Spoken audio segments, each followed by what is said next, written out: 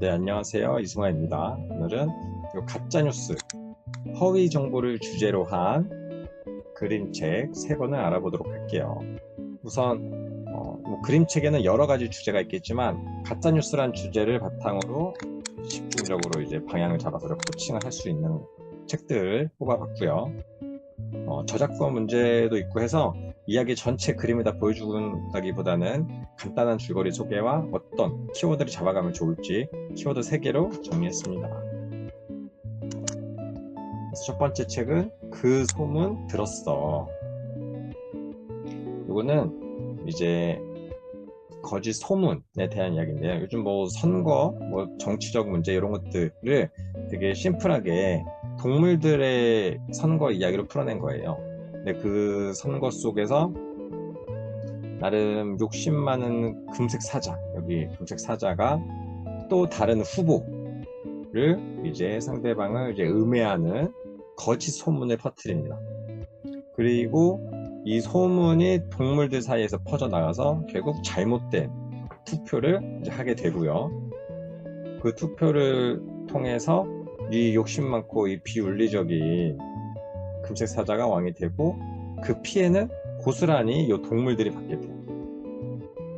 그래서 굉장히 이제 정치적인 요소를 이렇게 우화로 이렇게 흥미롭게 풀어낸 책이라서 나름 이런 사회 문화적인 요소도 담고 있기 때문에 꼭 같이 읽으시면 좋을 것 같아요. 그래서 처음에는 믿지 않던 동물들이 결국 반복해서 이런 가짜뉴스에 노출이 되면서 어떻게 그렇게 빠지고 마는지 그런 과정을 잘 볼 수 있고요.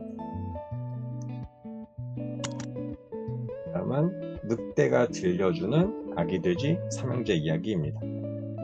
이거는 아기돼지 삼형제의 이야기를 각색한 거예요. 늑대의 관점에서 패러디를 하는 건데 사실 이런 책들은 많이 볼 수 있잖아요. 그래서 그냥 이야기 자체가 어떻게 달라졌는지 캐릭터 중심으로 볼 수도 있지만 오늘의 포인트는 요 거짓 소문입니다. 그래서 여기 표지를 잘 보시면 요 모양이 이제 신문, 저널리즘, 그러니까 언론에 대한 이야기인 걸 알 수 있죠.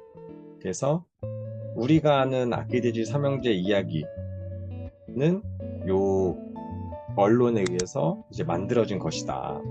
우리가 빌런이라고 하잖아요. 요 늑대라는 빌런을 만들어서 특종을 내기 위한 것이다.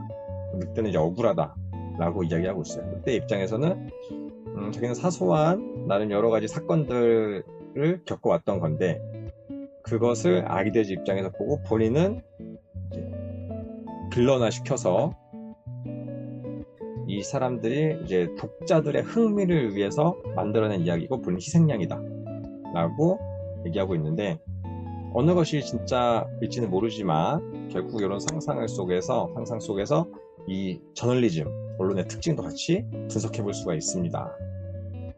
그래서 그렇게 어렵지 않게 신문, 기자분들이 어떤 특종을 잡고 우리 사회의 이런 일상의 내용이나 사회 이슈들이 어떻게 기사화가 되는지 그런 것들이 비판적으로 이제 볼 수도 있어요. 그래서 여기에 포인트는 이야기를 어떻게 패러디했냐 보다는 이 코칭의 방향을 언론, 저널리즘에 대한 내용으로 집중해서 하는 게 중요하고요. 다음 3번째는 아주 작고 슬픈 팩트입니다. 그래서 여기서는 요 귀여운 요 캐릭터가 팩트예요. 그래서 1인칭 에세이의 느낌이 납니다. 그러니까 앞에서는 스토리를 통해서 이제 간접적으로 느끼고 했다면 여기서는 팩트가 본인의 입장에서 얼마나 고생스러운지 이야기해요.